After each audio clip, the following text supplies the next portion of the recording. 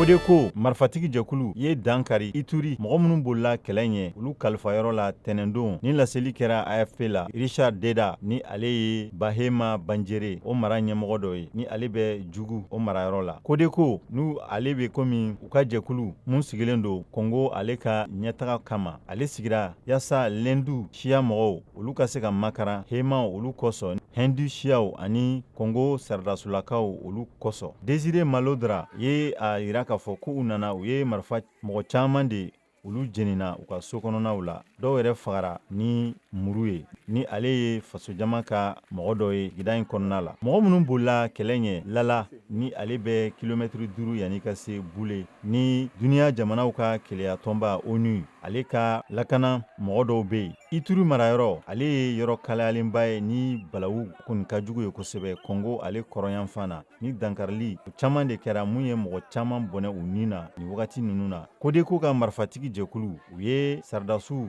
u n'olu karila ɲɔgɔn na Jukot ni ale bɛ Mahagi o fana bɛ Ituri o marayɔrɔ kɔnɔna la sibiridon tile bantɔla la ka faso jama mɔgɔ 7 k'o faga.